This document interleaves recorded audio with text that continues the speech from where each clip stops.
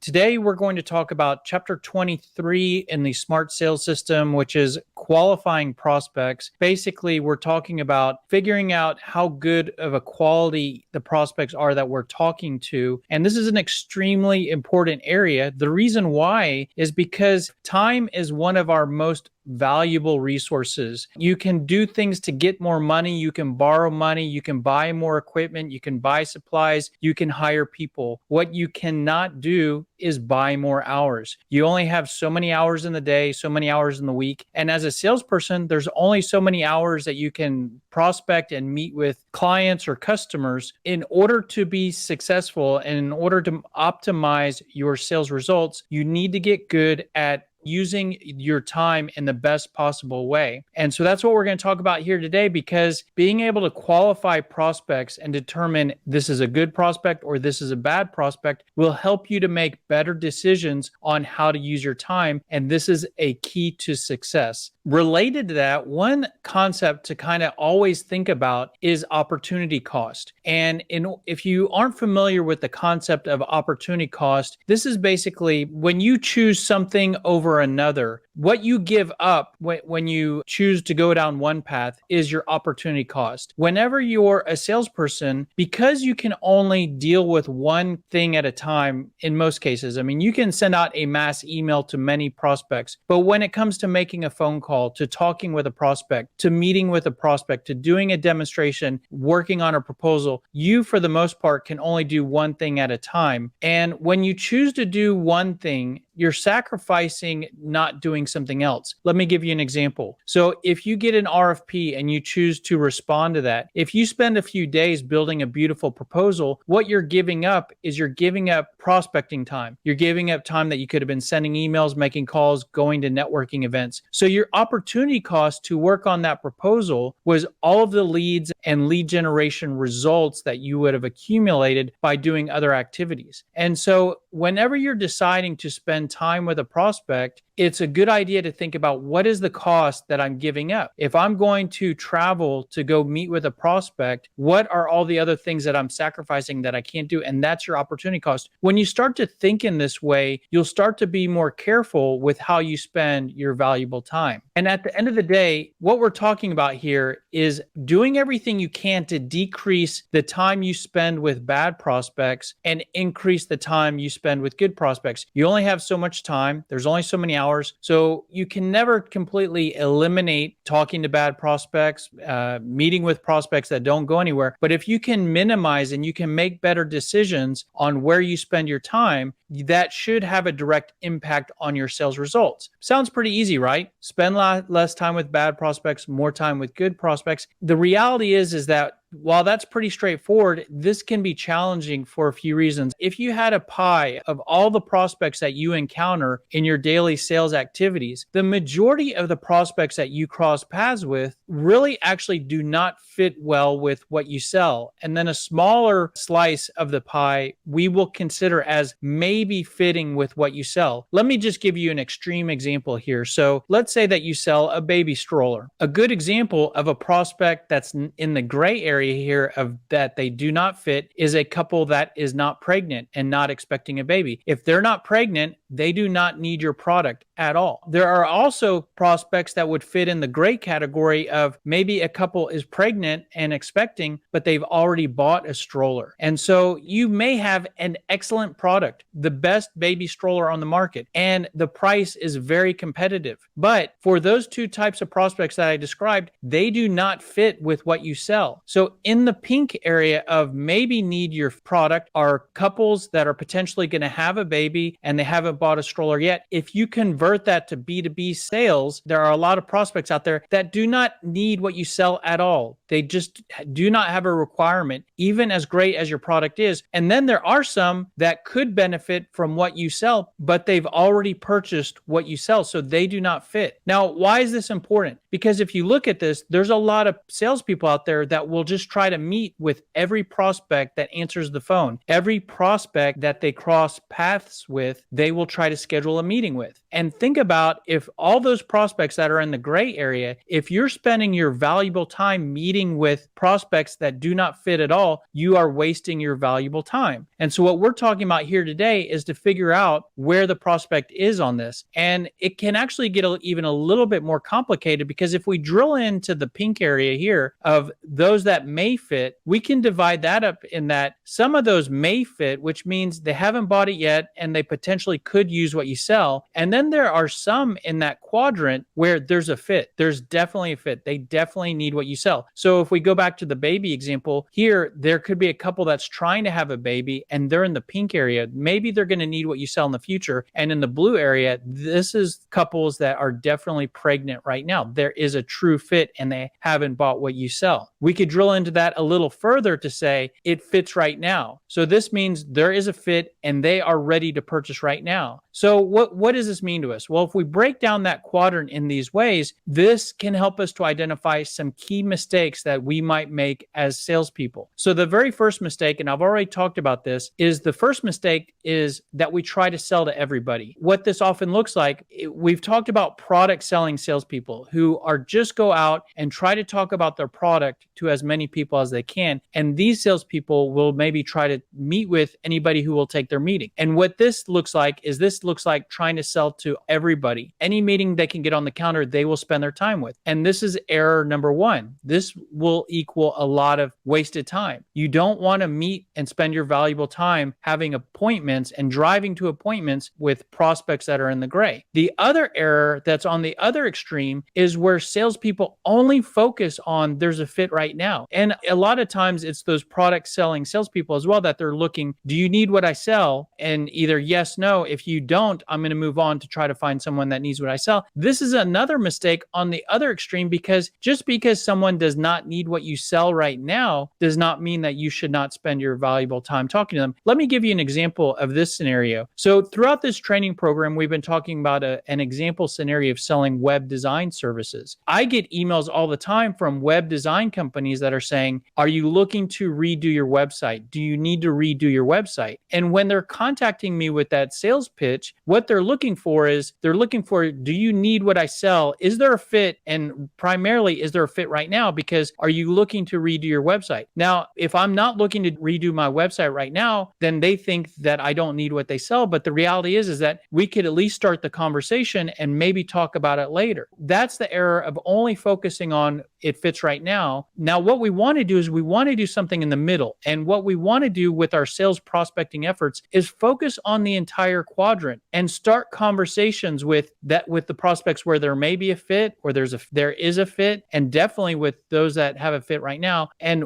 just make good decisions so that we draw the line there and we don't waste our time with those that definitely do not fit. And the key to this is basically asking questions to see where the prospects that we talk to fit in on that spectrum. And really, we provide you with a two-step qualifying process that helps you to have extreme clarity as to where the prospects that you're talking to are on that pie. And so the two-step process is basically step one is pre-qualifying, step two is qualifying. By breaking out these two steps, we can have very clear questions for each of those steps and have more clarity for when to use each step of the process and how to use it. Step one is to pre-qualify. This is taking a step back, and all we're trying to do is identify, is the prospect in the gray area of does not fit or in the quadrant of there may be a fit. We don't care where they are in this quadrant. We're just wanting to identify, are they in this quadrant? And the reason why is we're only pre-qualifying. So all we're trying to identify is, does it even make sense for us to talk? Does it even make sense for us to put time on the calendar? Because it doesn't make sense for the prospect nor the salesperson if there's not a fit at all. And the way to do that is we're going to ask some very soft pre-qualifying questions to learn generally what's going on. The soft questions will help us to identify, oh yeah, let's keep talking, or no, let me let you get back to it. Now, at that point, when you think about that, you may say, well, that makes sense, but what should I ask to pre-qualify? I'm going to make it crystal clear how to develop the best pre-qualifying questions for you. And to do that, we're going to go take a step back to what we discussed in a previous training module on building your sales message. And just to remind you, we took you through a process and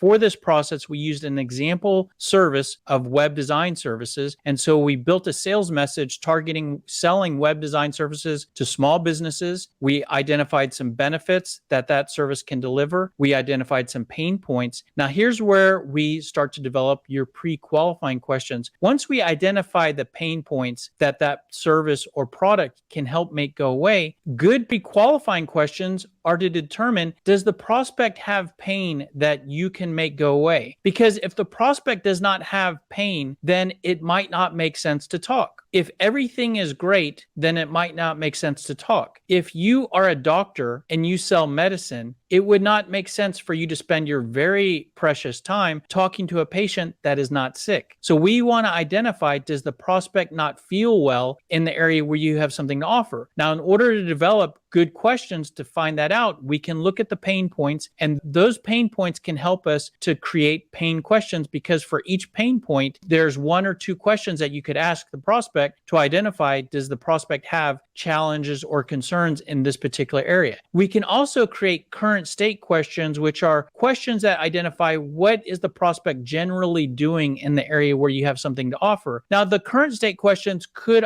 uncover pain, but more so, it's just trying to identify what is the current state of, like I said, where you have something to offer. An example, if you sold cars, current state questions would be, do you have a car today? What year is it? How many miles does it have? How is it running? How many family members do you have? What do you use your car for? How often do you regularly buy a new vehicle? Those would be examples of current state questions if you drive a car. Here are some current state questions for selling web design services. And then through this process, we also created a name drop example. If you have not seen this slide, I would recommend you go back to a previous training module on building your sales message, as we went through all these individual steps in more detail. Once you go through those steps, you can use each of those steps in each of those boxes to create building blocks. And you can then use these building blocks to create your call scripts and email templates and whatnot. We're going to use these two building blocks of pain questions and current state questions for our pre-qualifying step. And what we can basically do is we can use those, and let me show you what that looks like. So you can use your pain questions to pre-qualify. How important is it for you to get more revenue out of your website? How important is it for you to improve website conversion rates? Do you need to increase website traffic? So those are good questions to identify how the prospect is doing with their website. Instead of saying, do you need web design services? Are you looking to redo your website? Which is really just looking at, is it a fit right now? Are you looking to purchase web design services? These questions are softer, and these can help to identify, is the prospect in that general quadrant, or are they in the gray area where everything is great, everything is perfect, and it doesn't make sense to talk?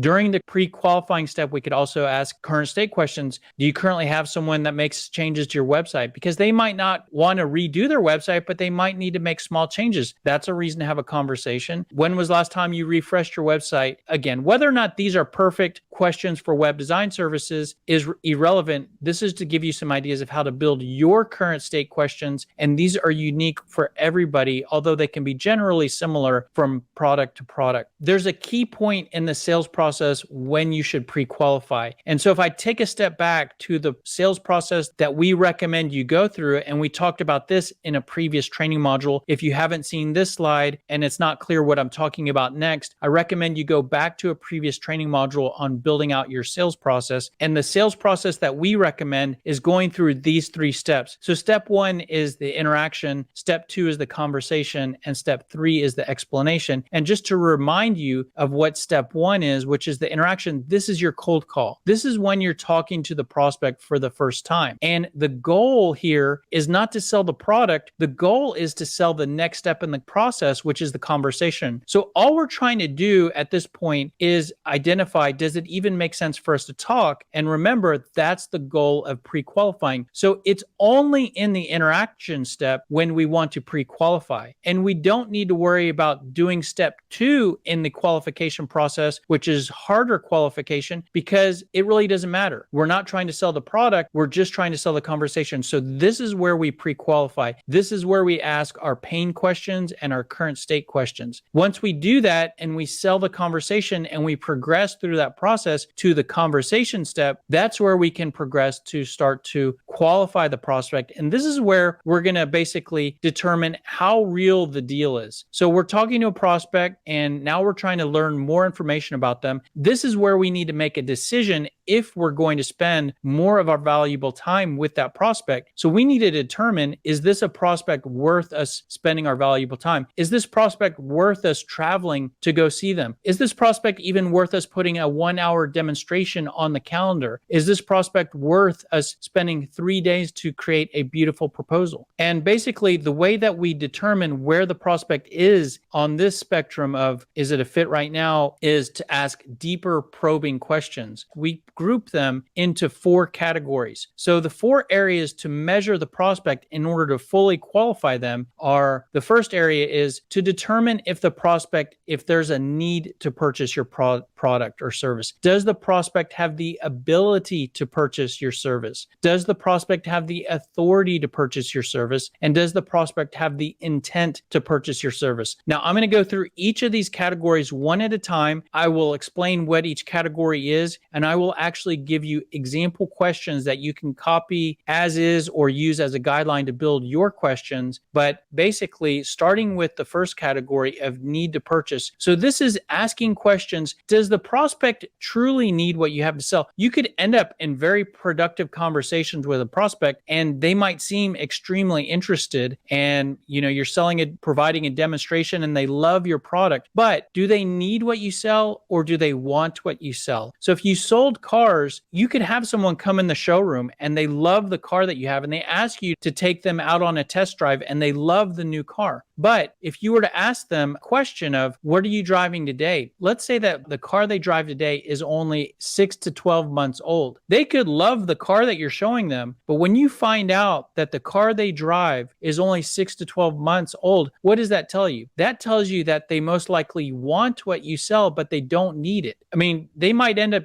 trading in their car and buying your car, but in most cases, the car they have is working properly. So they don't genuinely need what you sell. Not to say you can't sell to them, and not to say that they don't end up buying from you, but this can help you to identify where they are in the scale of needing versus wanting. Now, let's look at another extreme. Let's say that someone's test driving your car. You ask them about the car they drive today, and it's actually breaking down. And when it breaks down, they can't get to work, and they're in jeopardy of losing their job because of their car breaking down. Now, this person genuinely needs what you sell. And that's important data, because that can help you to justify spending your valuable time with that prospect. Now, let me give you some examples of some need to purchase questions. By the way, we have those 2 building blocks of pain questions and current state questions to use to create our scripts. We can use those to create our cold call scripts and our meeting scripts. These 4 areas give us 4 other building blocks that we can use to create our meeting scripts and our appointment scripts. And so these create 4 other building blocks. Now let's look at each of these building blocks one at a time. So the need to purchase building block, let's talk about some questions to give you some ideas there. So what motivated you to look at us today, or what brought you to us today? So this is a good question with an inbound lead. Let's just say you work at a store and someone comes into your store. Let's just say you sell refrigerators at an electronics store, and you're showing a particular model to someone. You're talking about all the features. A great question to ask would be, what motivated you to look at us today? You might get an answer of, well, our refrigerators, it's not working properly, or it's getting old. Or you might get an answer of, oh, really, I'm waiting for, my friend who's in the store next door, and they're just killing time. So this is a very good question. If we convert that to B2B selling, let's say you get an inbound lead and someone asks for a demo. Instead of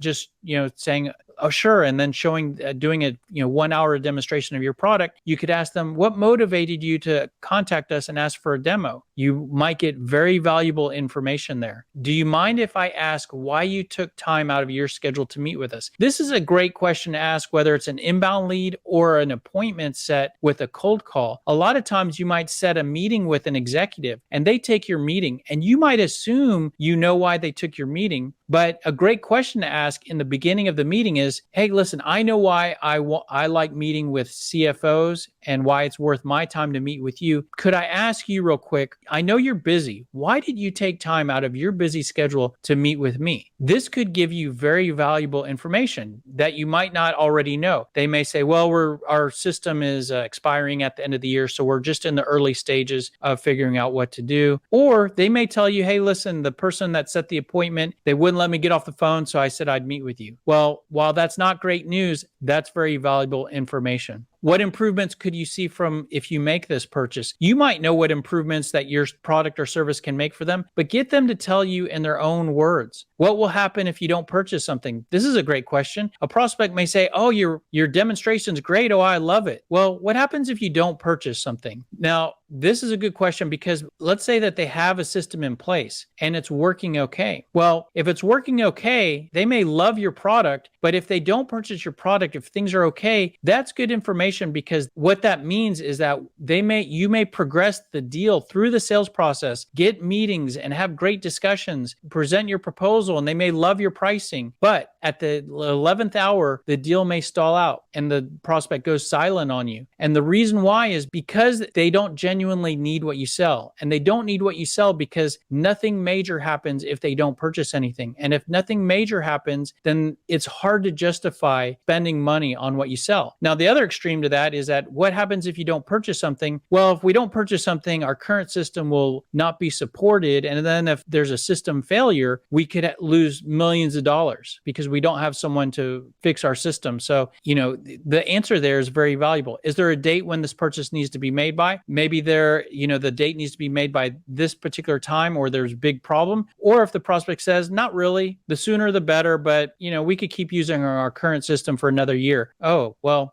it is what it is if that's the answer, but it's important for you to know if that's the answer. What happens if this purchase isn't made by that date? What is the time frame that the project needs to work along? So all of these are examples of questions that help you to determine, does the prospect need or want what you sell? Let's move on to the next area, which is ability to purchase. Ability to purchase just basically means, does the prospect have the money to purchase what they're looking at purchasing, right? So if we go back to the car example, this would be someone being in the showroom taking a test drive. Well, if that person, let's say that their car is breaking down, so they genuinely need what you sell, but let's say that they're not currently employed. Well, in that case, they don't have income. They may love what you sell, they may need what you sell, but they do not have the ability from a financial perspective to purchase what you sell. So that's very important, regardless of how much the prospect loves what you sell. So it's good to ask some questions to identify, does the prospect have the ability to purchase? So here are some examples. What's the budgetary range that you need this purchase to stay within? I like this question as opposed to,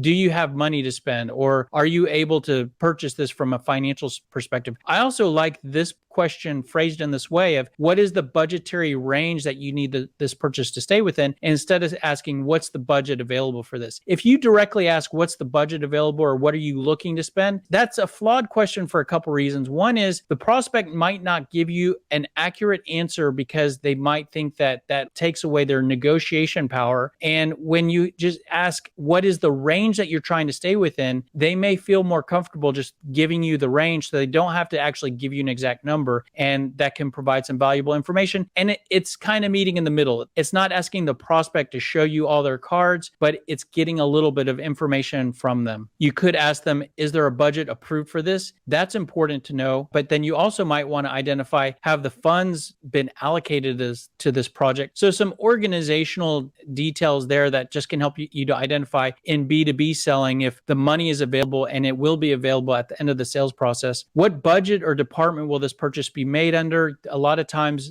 a sale could impact multiple departments, so it's good to know who's going to fund it and pay for it. Are there other purchases that this funding may end up getting used for? How does this project fit with other initiatives from a priority standpoint? Good questions there to know if the money could end up getting taken away. The last thing that you'd want is, you think the project's been budgeted, you have it forecasted for a particular quarter or month, and then the money gets taken away. So just some things to think about there. Next area is the authority to purchase. This is kind of identifying, are you dealing with the decision maker? How much power does the person you're talking to have, or who is the decision maker in the organization? So let's talk about this and give you some examples of questions to ask here. I personally think that asking, are you the decision maker, is a little flawed for a couple reasons. One is the prospect may genuinely think that they are the decision maker. Maybe you're dealing with a department manager or a director, and when you ask, are you the decision maker? They genuinely, honestly think that they are the decision maker, when in reality, it's someone above them that is actually the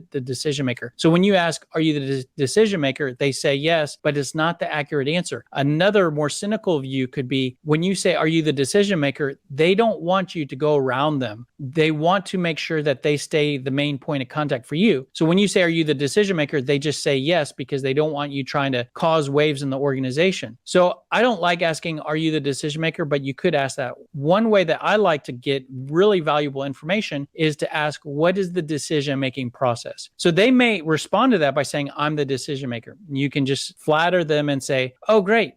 So when I get you the proposal, what happens next? What's the next step in the process? And they may say, I sign it. Okay, great. What happens next? And just keep asking what happens next and go step by step, ask that very polite. And, unless you get any strong resistance and they, just don't want to answer your questions, you could start to map out the process. And when you do that, you're going to identify who the stakeholders are, who the influencers are, and who the ultimate decision maker is. What parties will be involved in making the decision? What are the key factors that a decision will be based on? What functional areas, departments will be impacted by the purchase? Is there a committee that this type of purchase has to go through? Who is the ultimate decision maker? Who is the person that will be signing the agreement or contract? So good questions there to help you to identify where is the power. Now, I do want to point out that what answers you get here, they could impact what you do next. If the answers come back that the person you're dealing with is not necessarily the ultimate decision maker, this does not necessarily mean, oh, I need to disqualify the prospect and not spend any time with them and walk away. Let's say that the prospect loves what you sell, but they're not the decision maker, right? What this information can tell you is how you need to manage this deal through the pipeline and through the sales process. If the prospect you're dealing with is not the decision maker, then that tells you that you need to start to treat them more like a coach.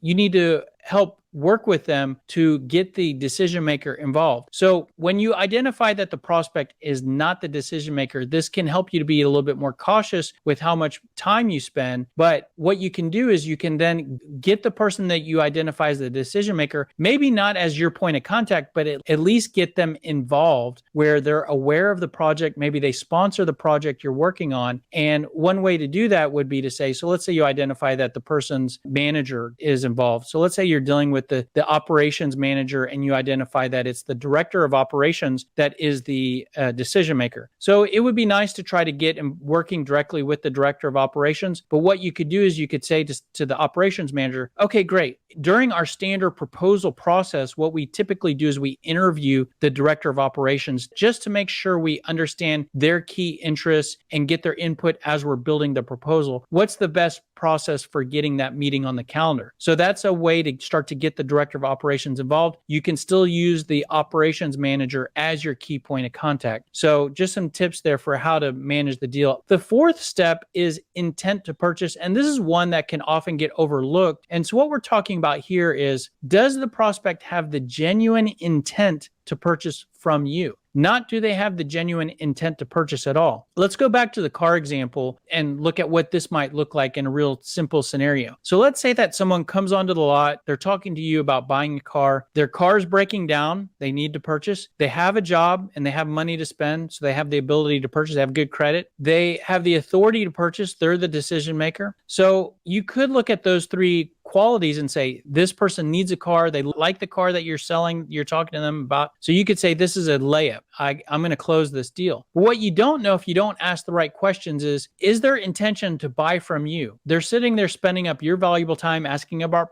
pricing and whatnot. If you don't ask the right questions, what you might not find out is that it's Sunday afternoon. They spent all weekend at another car dealership, test driving, negotiating pricing. All that they are doing at this point is coming to your dealership to find out what your price is. And all they're wanting to know is, did they negotiate the best price? And once they get the price from you, they're going to go back and buy from the price that they've negotiated and buy from the salesperson that they have all that rapport with, that they've spent all weekend with. Now, this is not to say that you can't steal that deal by providing a better price. But if you don't ask good questions, you're not going to know to provide that better price. Let me convert that example to B2B sales. So let's say that you get a request for proposal. If you did not know that another vendor is the one that actually wrote the proposal and all the requirements actually align to their product, and if you did not know that that prospect actually already has the intentions to buy from the vendor that they've spent 3 months talking to, then what you might do is you might spend you're a lot of valuable time putting together a beautiful proposal, and you might include a fairly not your best price. And you'll lose that deal because the prospect doesn't have the intention to buy from you. But if you ask good questions to identify where the intentions are, then what you could end up doing is when you identify that they're very far along with another vendor and they're not really intending to buy from anybody else, you could make two decisions. One is you could put together a very quick proposal so you're not wasting too much time. Just use a boilerplate. You could also build your proposal around your best available, lowest possible price and just shoot it off. Who knows? Maybe you might win the business with that aggressive price, but you would not know to make those aggressive decisions without asking intent to purchase questions. And let me show you what these look like. What other options are you considering? If you were the car salesman and you or salesperson and you did not ask, hey, are you talking to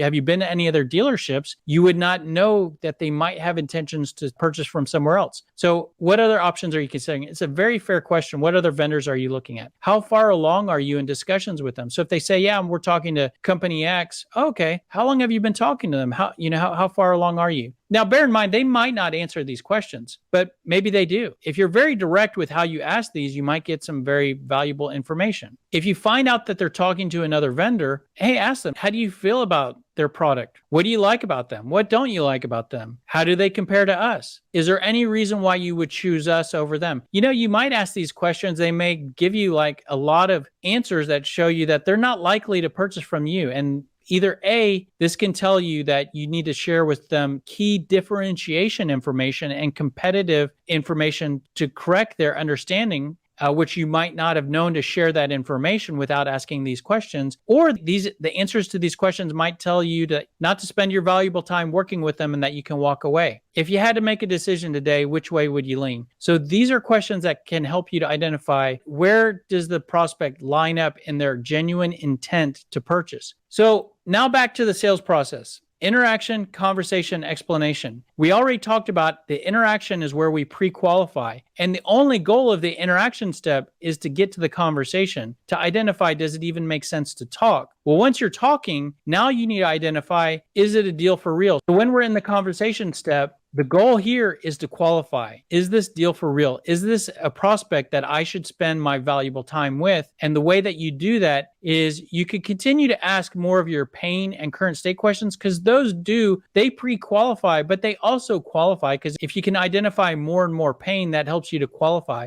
But this is where you can start to ask your need to purchase, authority to purchase, ability to purchase, and intent to purchase. And you might get a lot of answers in the conversation that help you to either disqualify or qualify. But at that point, you're going to progress to the explanation step. And in the explanation step, this is where you're going to continue to qualify the prospect. And you could continue to qualify the prospect every time you meet and talk with them. You could continue to ask additional questions. I just showed you a lot of different questions in those four categories. You might not get a chance to ask all of those in the conversation. So every time you talk to a prospect, you can try to learn more and more about them in terms of, their genuine needs, their authority. I mean, maybe the authority and the decision making is not something you want to get into in just your initial, first appointment. As in your follow-up conversations, then maybe that's where you can start to map out the organization. So these are the different sales process stages where you can start to ask those different types of questions. What are we trying to do here? When we ask these questions, what are we trying to do? We're trying to measure these four areas. So the answers you get back will help you to identify how the prospect matches up in these four areas. And what we're trying to do is we're trying to qualify the prospect and identify how good of a prospect is this? How real is this deal? How much time should I spend with this prospect, or should I be a bit guarded with how I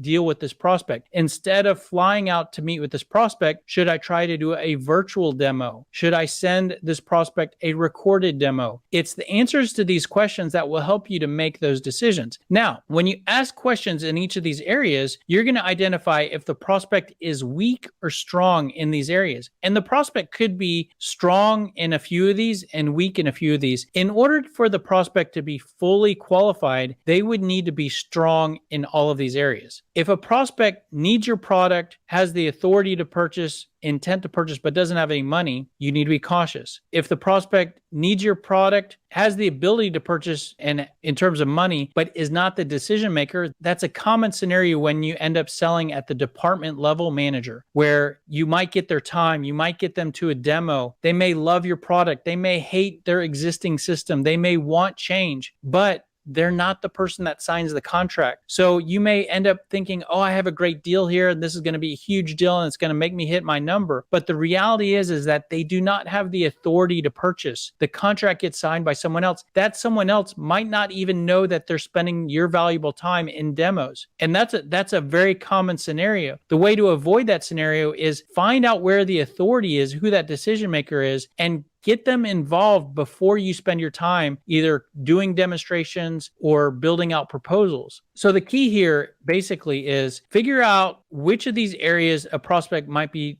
weak in. And then based on those areas, you can make your decisions on how to treat that prospect and how to prioritize that prospect in your pipeline. All right, so that's pretty much it today. A few key takeaways. Protect your time by separating good prospects from bad. In order to identify if a prospect is good or bad, use a process of asking good questions to measure the prospect in different areas. Ask pre-qualifying questions to determine, does it even make sense to talk? Ask deeper probing questions to determine, is the deal for real and worth you spending your valuable time? Pre-qualify the prospect in that first interaction or the first time you speak with them. Do deeper probing, deeper qualification every conversation or meeting after that. That's pretty much it for today. The next step in the training is we're going to talk about closing. So we've talked a lot about questions to ask here today. We'll talk more about closing questions and closing tactics in the next training module. And that's pretty much it. Hopefully you got a tip or two out of this training module. If you did and you want to return the favor, very easy for you to do. Simply like, comment, share on this video, or subscribe to our channel. Any or all of those will help us tremendously. If you think these long videos are helpful to you and you like these sales tips, you might want to follow us on or all of these social platforms. We post sales tips every day, sales tip of the day, and it's usually in the form of a 30 to 60 second video. What we basically do is we strip out the key nuggets from these long videos and post those as a key tip of the day on all of these. Following and liking us there is also a great way to support us if you like this content. If you want more help and you want to move to the next step, what you've seen here today is all part of the SMART sales system. So SMART stands for sales messaging and response tactics. Our approach is basically to help you to improve sales by improving your sales messaging, basically improving what you say. The best salesperson is the one that asks the best questions. As you can see from everything we've talked about here today,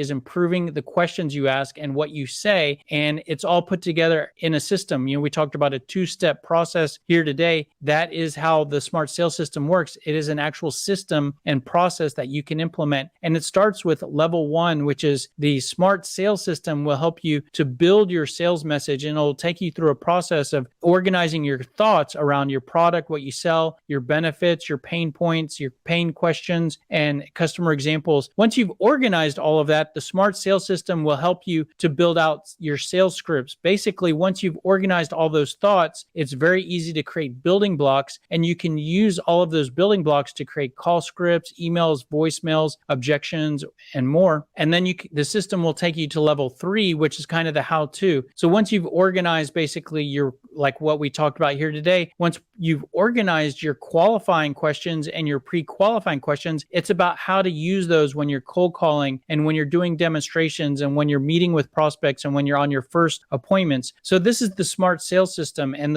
it'll take you step by step through all of these processes. Now, the good news is that if you want to get started with the SMART sales system, you can get started for free. All of this is on YouTube for free. There are videos that will take you through all of these steps, no problem. Now, if you want to upgrade from there and you want to basically go to the next level, the upgrade path from there would be to use our Sales Scripter software application, because the Sales Scripter aligns with the Smart Sales System and helps you to implement the Smart Sales System. For example, level 1 is your sales message. There is an area of Sales Scripter called the Sales Message Builder. It is basically an area, it's a series of web pages that take you through the process to build your sales message with questions that help you to organize and extract your key thoughts around what you sell and your industry and your prospects. Once you put all that into the Sales Message Builder of Sales Scripter, there's an area of Sales Scripter called the Sales Playbook that aligns with level 2, which is basically a library of sales scripts and emails and voicemails and objection responses and questions to ask. All of the questions I showed you here today are in the Sales Playbook, and your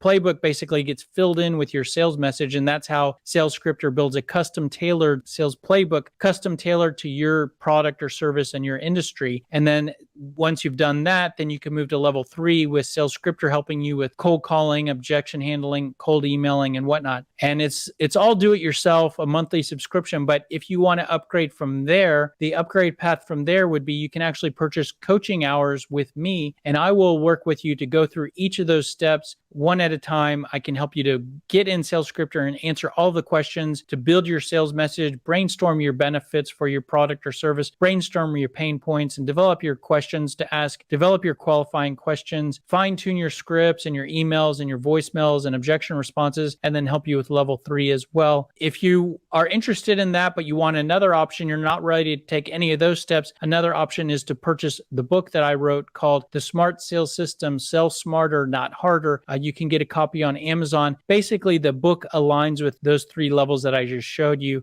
We've been talking about chapter 23 in the Smart Sales System today, which is qualifying. Everything we've talked about today is in detail, as well as all of the other training modules. A reason why you might want to buy the book, in addition to watching these training modules, is that it's something that you can highlight and flag and add notes in and have on your desk and flip to when you're selling, or give to your salespeople, which is, it's easier as a sales tool than maybe making notes from, or saving a video on your desktop. If you want more information or to contact us or have any questions on any of that, the best place to go would be salesscripter.com. There's a chat window there that you can ask us any questions, and hope you got some helpful tips out of this. Thanks for being here. Have a great day and make it a great one.